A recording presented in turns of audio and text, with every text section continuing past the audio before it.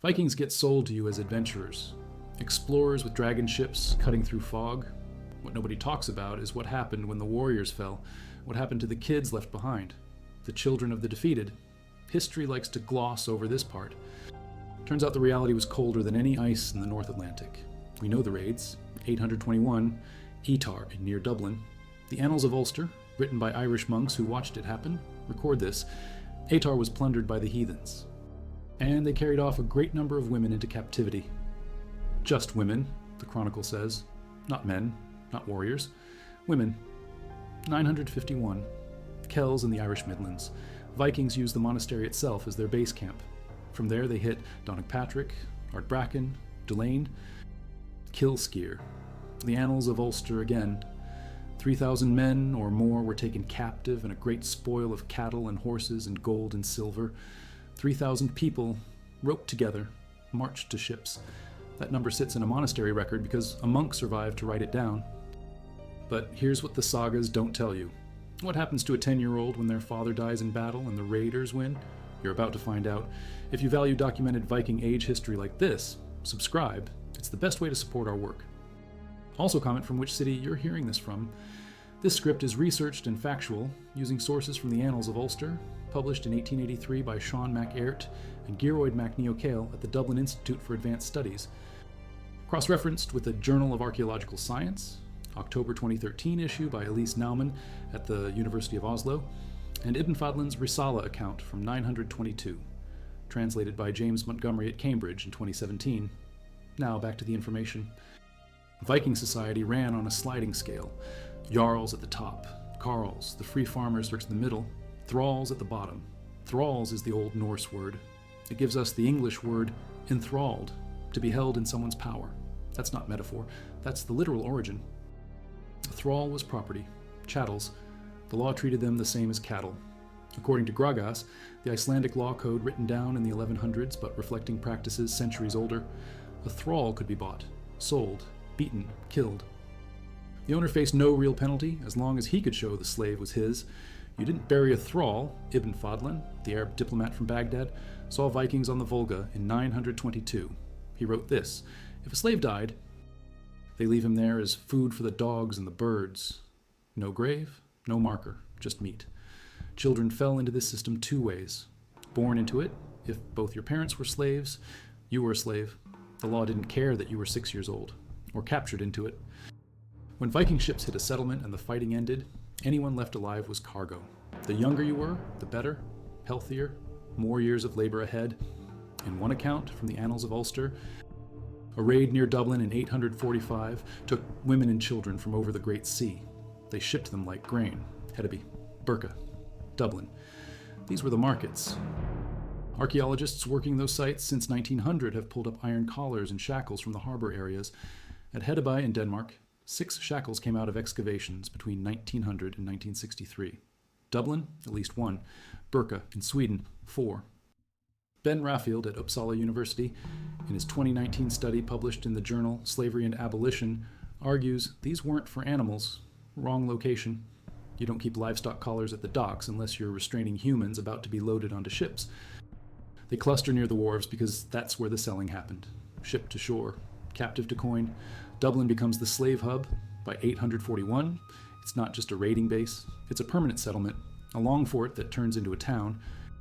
The Annals of Ulster call it Ath Claith. The archaeological record from Peter F. Wallace's excavations in the 1970s and 80s shows a trading port with international reach. Silver dirhams from the Abbasid Caliphate, silk. Slaves went east on the Volga trade route to the Islamic world. They went west to Norse settlements in Iceland and Scotland. They went south to Moorish Spain. The annals record that in 980, Daug Mael Secnail, an Irish king, stormed Dublin and released all the Irish slaves in the port from captivity. Hundreds, maybe thousands. That's how many were sitting in pens waiting for buyers. Now take a specific case. You're 11. Your father was a warrior in an Irish clan. Vikings hit your village. Your father fights, he dies. The Vikings don't kill you. You're worth more alive. They march you to the coast, hands bound with ship's rope, cheaper than iron, works just as well. You're loaded with 30, 40 others into a long ship. The voyage to Dublin takes a day, maybe 2. You don't eat. They give you water once, At Dublin, you're offloaded at the wharf. A trader inspects you, checks your teeth like a horse, feels your arms for muscle. You're young, so you won't fetch the price of an adult male laborer, but you're trainable. That's the value. The sale is cash or barter, Arab silver, bolts of cloth, sometimes other slaves.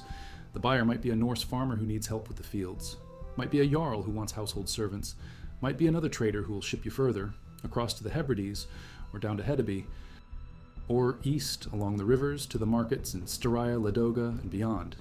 You don't get a say. You're 12 now. Property. Your name doesn't matter. The 14th century Icelandic poem Rigsthula lists slave names. Bastard, sluggard, stumpy, stinker, lout. That's how the culture saw you. Work starts immediately. Male thralls did the worst labor, cutting trees, rowing ships for their masters, building walls, mucking animal pens. Female thralls did domestic work, cooking, grinding grain, milking, weaving, but they also served as concubines. Ahmad ibn Fadlan's account from 922 doesn't mince words. Each of them has a slave girl who waits on him, washes his head and prepares his food and drink, and another with whom he has coitus. The children born from those unions, also slaves, unless the father chose to acknowledge them. Icelandic law, recorded in Gragas, shows that an enslaved woman's child had no automatic claim to freedom even if the father was free. They got a few paltry tokens at best, unless formally adopted. Here's what the archaeology shows about how thralls lived. Anna Kjellström's 2013 skeletal analysis, published in the Journal of Archaeological Science, examined remains from presumed slaves in Norway, Sweden, and Denmark, signs of severe physical trauma. Healed fractures from beatings, compression fractures in spines from carrying loads too heavy for the body. One mass grave in Norway held decapitated bodies mixed with the remains of higher status individuals. These were the sacrifices, human offerings killed when their masters died. Slave sacrifice, not myth, documented. Elise Naumann's research at the University of Oslo, 2013 TARS, used isotope analysis on bones from Viking burial mounds. The decapitated skeletons showed different isotope signatures than the main burials. They ate worse food, mostly fish, while their masters ate meat and dairy. They weren't kin. They were property that followed their owner into the grave. The famous account comes from Ibn Fadlan on the Volga. A chieftain dies. His slave woman volunteers to die with him. Volunteers is the word the chronicler uses. But here's the setup. The woman is given intoxicating drinks for days. She's told she'll enter paradise. She's separated from the other slaves. On the day of the funeral, she's brought to the ship where her dead master lies. 6 men rape her in sequence. Then, an old woman called the Angel of Death strangles her with a rope while stabbing her repeatedly between the ribs with a broad-bladed dagger. Her body is placed beside the master. The ship is burned. That's the funeral. That's what volunteer meant. Children weren't exempt. In a grave at Drøbak, Denmark, archaeologists in the 1990s found 2 bodies. A woman buried with jewelry and grave goods. A man, decapitated, with no goods. The man was a thrall, sacrificed to serve his mistress in the afterlife. Both male and female slaves could be killed this way. Both male and female masters could receive them.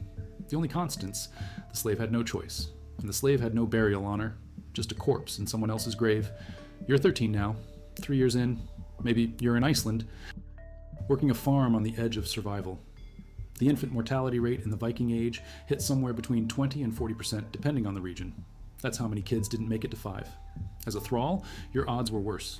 You worked outside in all weather. The volcanic soil of Iceland is thin. The winters are brutal. Longhouses kept heat through turf walls and low ceilings, but thralls slept at the cold end, near the animals. Experimental archaeology by Jette Arneborg, published in 2010, shows interior temperatures in reconstructed longhouses could hit 15 degrees Celsius near the fire. At the far end, where the slaves were, 3 degrees. You slept in your clothes. You didn't get a blanket. Food was survival rations.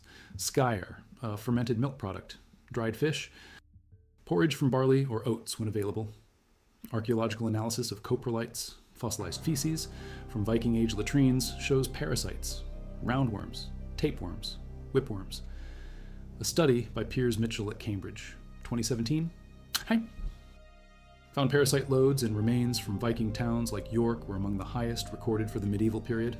Thralls, living in the worst conditions and doing the filthiest work, would have had it worse. Escape was nearly impossible. Iceland is an island. Even if you ran, where would you go?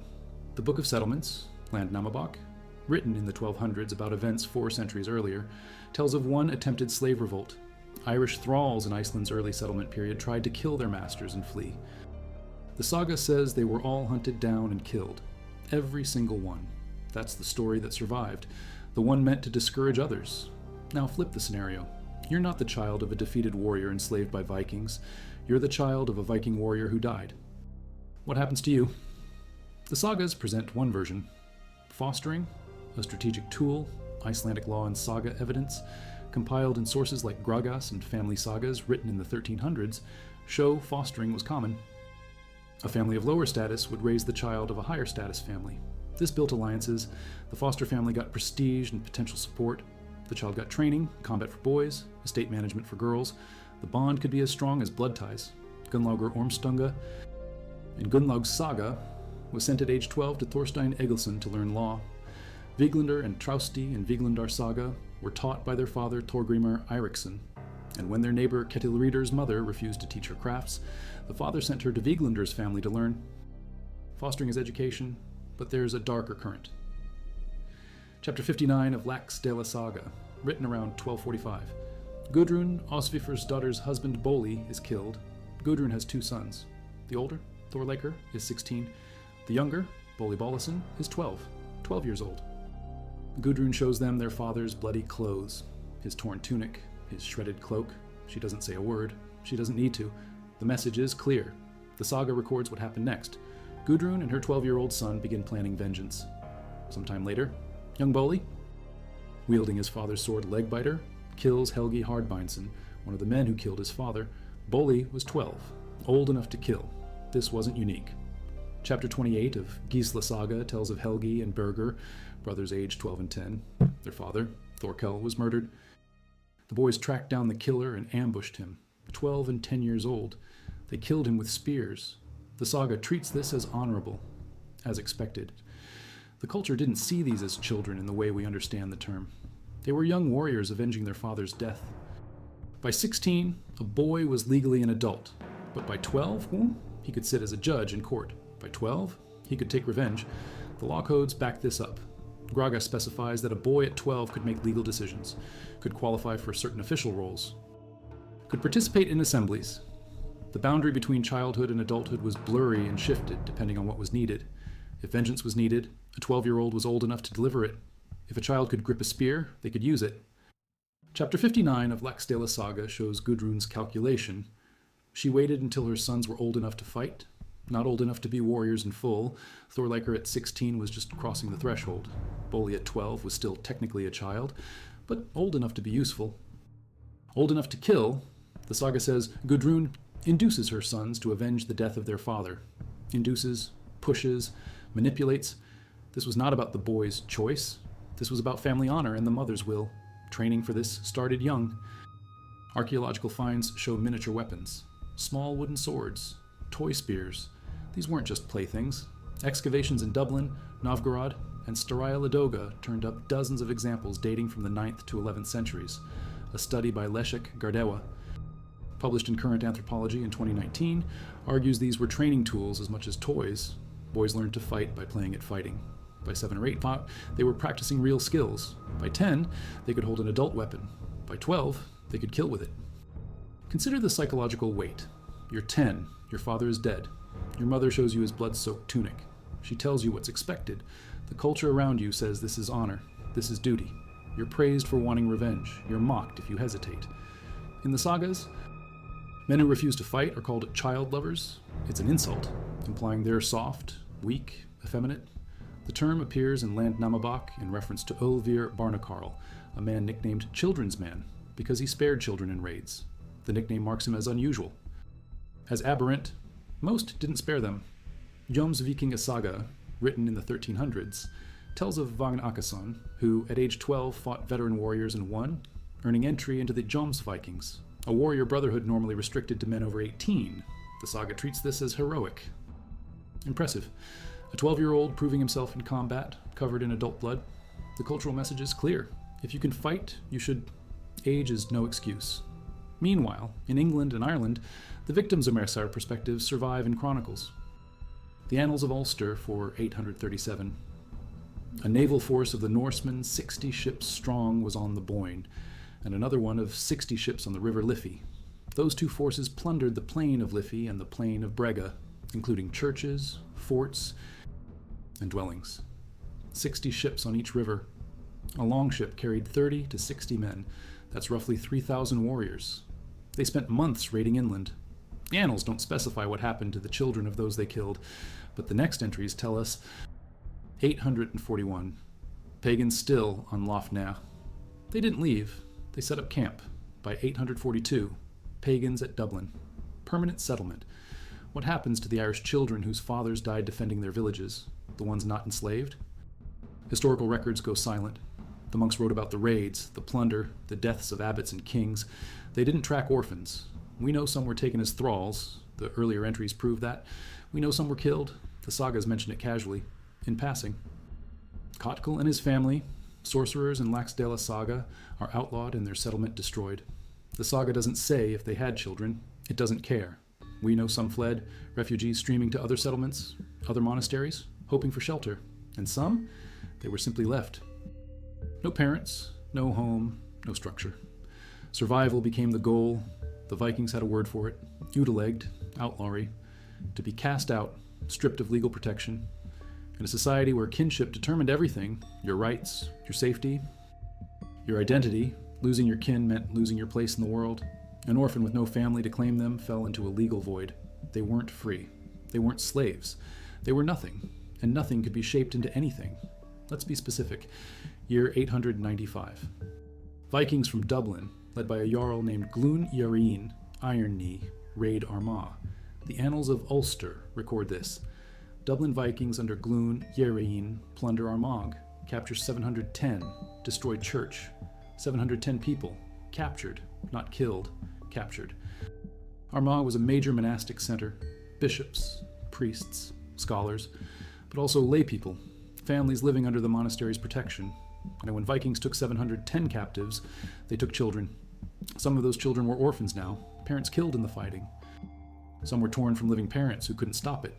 Either way, those children were walked to ships, loaded aboard, and shipped to Dublin. From Dublin, they dispersed. Some stayed local, some went to Iceland, some went east. In Iceland, genetic studies show the pattern. A 2016 study by Agnar Helgason, published in the American Journal of Human Genetics, used DNA mapping of modern Icelanders to trace ancestry. 2/3 of Iceland's founding female population had Gaelic origins, Irish or Scottish. 1/3 had Nordic roots. For males, the ratio reversed. 2/3 Nordic, 1/3 Gaelic. What does that mean? It means Norse men took Gaelic women, raids, capture, forced marriages, or concubinage. The children of those unions carried mixed blood. Some were raised as free Icelanders if their fathers acknowledged them. Some were raised as thralls if they didn't. Now imagine you're one of those children. Your mother was taken from Ireland in a raid in 890. Your father is the Viking who bought her in Dublin and brought her to Iceland. She tells you stories of her homeland, of her family, of the life she lost. But you're Icelandic. You speak Old Norse. You worship the Norse gods, or maybe the new Christian one, depending on when you're born. Your identity splits. You're half enslaved by heritage, half free by birth. The law says you're free if your father claims you. If he doesn't, you're a thrall. Your fate hinges on one man's decision. That split defines the experience. Some children of enslaved mothers in Iceland rose to prominence. They married well. They owned land. Others died in obscurity, working the same farms their mothers worked. The difference wasn't merit. It was acknowledgement. Whether your father said, "This is my child," or said nothing at all. And if he said nothing, you're back to being property. You're a teenager now, maybe 15, 16. You've spent your whole life in Iceland. You've never seen Ireland, but you're legally a thrall because your mother was a thrall and your father never freed you. You work the same land she worked. You eat the same thin porridge. You sleep in the cold end of the longhouse. You watch free children. Maybe you're half-siblings from your father's legitimate wife. You grow up with prospects while you have none. You're invisible. The sagas don't name you. The law doesn't protect you. You're a ghost in your own life. Here's what breaks the cycle. Manumission, freeing a slave. It happened. Gragas outlines the process. A master declares before witnesses that the thrall is free. Sometimes it came with conditions. The freed person owed labor or payments. Sometimes it was unconditional. Norwegian law, preserved in the Gulathing law from the 1100s. says that if a thrall fought alongside his master and killed an enemy, the law directed that freedom should result. Combat service could buy freedom, but that's the exception. Most thralls never got free. They died as they lived. Unmarked graves, no saga to remember them. We know this from the burial record. Maysholm's study, published in 2009 hour, notes a general lack of children's burials in Scandinavia and Scandinavian diasporic contexts before the Christianization period. Why? Cultural perspectives on childhood, the study suggests.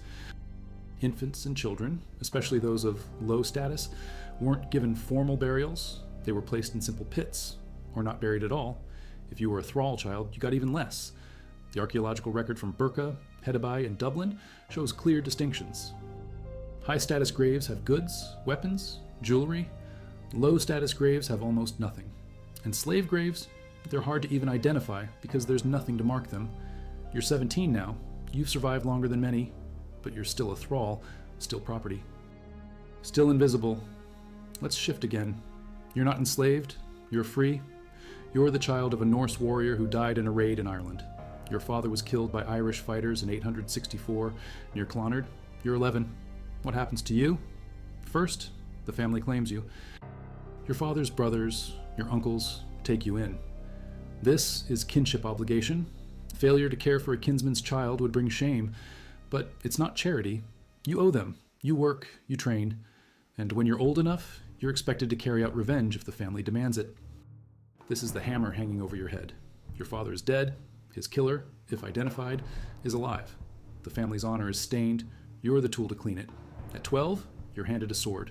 Maybe your father's sword. If it was recovered, maybe a new one, forged for you. You're told the name of the man who killed your father. You're told where he lives. You're told what's expected. The saga writers frame this as heroic. A boy becoming a man by avenging his father. But from your perspective, you're 12. You're being sent to kill someone. Failure means disgrace. Success means blood on your hands and the start of a feud that might get you killed in return. This is the cycle. Death begets revenge. Revenge begets counter-revenge. It spirals until someone powerful enough steps in and brokers peace, or until one family is wiped out. The Icelandic sagas are full of this. Njál's saga, written in the late 1300s, spans generations of feuding. Characters in that saga die avenging deaths from decades earlier. Children grow up in the shadow of their fathers. Feuds. It's generational trauma encoded in law and culture. And the law? Gragas says this: if a man is killed, his kin must prosecute the killer or face shame. If they don't seek vengeance or compensation, they're seen as weak, cowardly. The social pressure is immense. So the children of fallen warriors are pushed into violence not by choice, but by expectation, by cultural demand, by the knowledge that refusal means exile from the community that defines them. You're 14 now. You've killed, you've avenged your father. The man you killed had sons. They're 10 and 13. They're being told the same stories you were told. They're being handed weapons. They're learning your name. The cycle continues.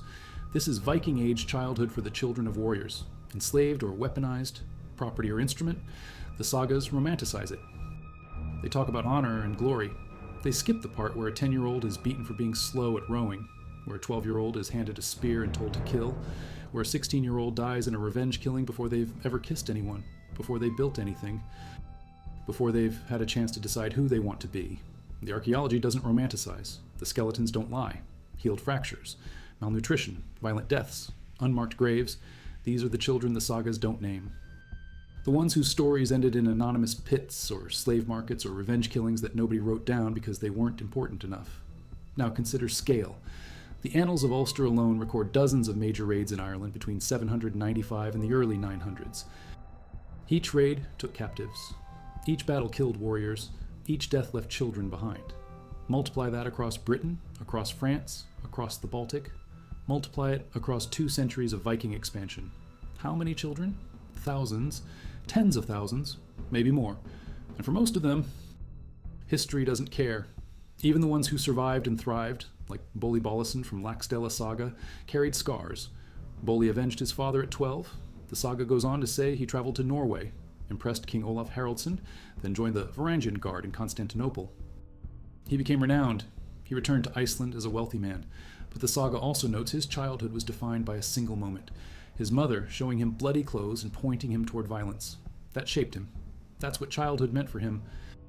The sagas celebrate these stories because they're about powerful people. Bolli mattered because he became important. But what about the children who didn't? The ones who died young, or lived as thralls, or broke under the weight of expectation and failed to avenge their fathers and spent their lives in shame? The sagas don't tell those stories. Those children are statistical noise, forgotten, but they were real. Just as real as Bolli, just as real as the named jarls and kings. They lived through the same violence. They felt the same pain. They just didn't get remembered. That's the hidden cost of the Viking Age. Not the battles, not the raids, the children, the ones shaped and broken by a culture that saw them as tools or property or weapons. The ones who lived and died without names, without sagas, without anyone to say they mattered. The archaeology gives us glimpses. Bones in graves, collars at docks, tiny swords in the dirt. That's all we have. That and the knowledge that behind every Viking expansion, every conquest, every settlement, there were children paying the price. You're 18 now. If you made it this far, you're lucky. Scarred, maybe. Hardened, definitely. But alive. Most didn't get here. Most died younger. Disease, violence, overwork, starvation. The Viking Age didn't care about children's survival rates. It cared about expansion and wealth and honor. Children were collateral, and that's the truth the movies don't show. You're 18. You have survived. That word, survived, is a stone in your mouth. It is not a triumph. It is a fact, cold and heavy. The world did not want you to reach this age. If you were a thrall, it expected you to break under the labor or the cold. If you were the child of a warrior, it expected you to fall in the same cycle of vengeance that claimed your father. But you are here. 18 years old. The scars on your back have faded to white lines. The memory of your first kill is a ghost that walks beside you in the daylight. Survival is not freedom. It is simply the continuation of the sentence. Now, you must live with what you have become. Let us consider your sister, or the girl who would have been your sister, had she not been born into the family of the Norsemen who killed your father. She is 16. Her life has been shaped by the same event that shaped yours, but its pressures have been different. She was not handed a weapon. She is the weapon. From the moment of her birth, her value was calculated. A daughter was a thread in the social weave, a way to tie one powerful family to another. Her father's death did not end her utility. It changed the calculation. Her uncle, now the head of the kin group, is her guardian. He feeds her, clothes her, and protects her, but this protection has a price. She is an asset on his ledger. He is looking for a match, not a match of love or affection, a match of power. He needs an alliance with a neighboring jarl whose lands border his own. That jarl has a son, a man of 25, known for his temper and his skill with an axe. A marriage will secure a border. It will pool resources. It will create a block of power that can stand against rivals. Your sister, this girl of 16, is the currency of that transaction. She has no say in the matter. The Icelandic law codes, the Gragas, are clear on this. A woman could not marry without the consent of her guardian, her father, or in his absence, her uncle and brother or son. Her consent was not required. She would be told of the arrangement. A bride price would be negotiated. This was not a dowry she would control. It was a payment made to her guardian for the transfer of his authority over her to her new husband. She is passed from one man's control to another. She meets her husband for the first time on the day of the feast that seals the deal. She is expected to be dutiful, to manage his household, to oversee the thralls, the women who grind the grain, the men who muck the stalls, and most importantly, she is expected to produce sons, heirs, more boys to carry on the family name, to inherit the land, and to take up the spear when the next feud begins. Her entire existence is now narrowed to this function, the continuation of a bloodline. If she fails to produce a child within 3 years, her husband can divorce her with little ceremony. He can simply declare their separation before witnesses. He gets the bride price back. She is sent back to her family in shame, her value diminished. If she is found to be unfaithful, the punishment is more severe. Her husband can kill her and her lover with no legal penalty. Her life is not her own. It is held in trust by the men around her, and that trust is conditional. This is the fate of the freeborn daughter. She is a political tool. Her brothers are raised to wield swords. She is raised to be a prize won by swords, a way to end one feud and, perhaps, lay the groundwork for the next. The sagas are filled with these women. Gudrun Osvefursdottir, the same woman who pushed her 12-year-old son to vengeance, was herself married 4 times. Each marriage a strategic move in the complex game of power in 13th century Iceland. Her life was a series of alliances and betrayals, played out through her husbands and her children. She was a queen on a chessboard, powerful and influential, but still at peace, moved by the rules of the game. Now, let us return to you. Whether you began as a slave or a freeborn son, your world is also governed by systems larger than yourself. The violence you experienced was not random. It was the engine of an economy. The slave trade was not a byproduct of Viking raiding. It was a primary objective. Consider the flow of silver. Archaeologists find silver dirhams from the Abbasid Caliphate, minted in Baghdad and Samarkand, in hoards buried in Scandinavia and Britain. How did this money travel thousands of miles to a longhouse in Norway? It traveled along the river routes of the east, the Volga and the Dnieper. It was traded by the Rus, the eastern Vikings who founded states in what would become Russia. And what did they trade for this silver? Furs, wax. Honey and humans? Thralls. The Arab diplomat Ahmad ibn Fadlan did not just see Vikings burying their dead on the Volga in 922, he saw them as traders, merchants. He described their camps as bustling markets. The demand for slaves in the powerful, wealthy Islamic world was immense. They were needed as soldiers, servants, laborers, and concubines. The Viking world became one of its primary suppliers. The raid that destroyed your village in Ireland was not just an act of war, it was a business venture. The captives, the women and children, were human livestock, rounded up to be sold at a profit. You, the 10-year-old boy, marched to the ships, were a unit of value. In the markets of Dublin or Hedeby, your price was debated. It was measured in ounces of silver. That silver, in turn, would be used by the Jarl who captured you to pay his warriors, to buy timber for a new longship, to purchase fine cloth and wine, to cement his status. The entire Viking expansion, the ships that crossed the North Atlantic to Iceland and Greenland, the armies that terrorized England and France, was financed, in large part, by the sale of human beings. Your childhood was sacrificed for a Jarl's ambition. This system created a permanent underclass. Even if a thrall was freed, an act called manumission, what happened next? They were no longer property, but they had nothing.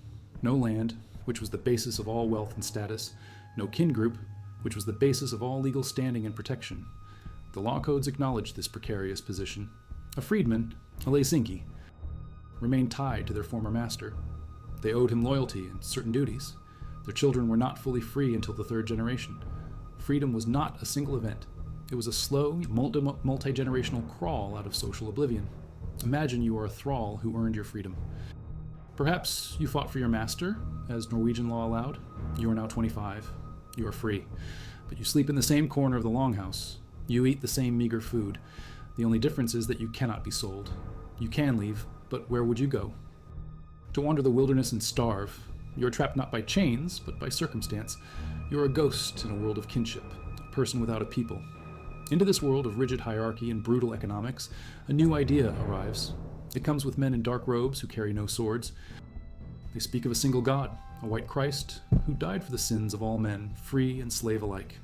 At first, this idea is mocked. The sagas record the resistance. When the missionary Thangbrandr came to Iceland on behalf of King Olaf Tryggvason of Norway in the late 10th century, he was challenged and ridiculed. The old gods, Odin, Thor, were gods of warriors. They valued strength, cunning, and battle prowess. This new god seemed to value meekness and forgiveness, but the idea took root. For a thrall, the message was revolutionary. In the eyes of this new god, your soul had the same worth as your master's. The church taught that killing a slave was a sin. It discouraged the practice of leaving unwanted infants out to die, a common fate for the children of thralls or daughters deemed too expensive to raise. For a child caught in the cycle of vengeance, it offered an alternative. Turn the other cheek, was the teaching. Forgive your father's killer.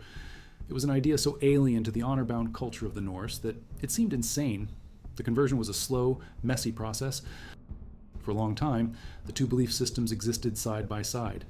A Jarl might be baptized to secure a trade agreement with a Christian king in England, but still sacrificed to Thor for a safe sea voyage. But the new religion began to change the structure of society. Churches and monasteries were built. These became centers of learning, but also places of refuge. A child fleeing a violent home, or a freed slave with nowhere to go, might find sanctuary within their walls.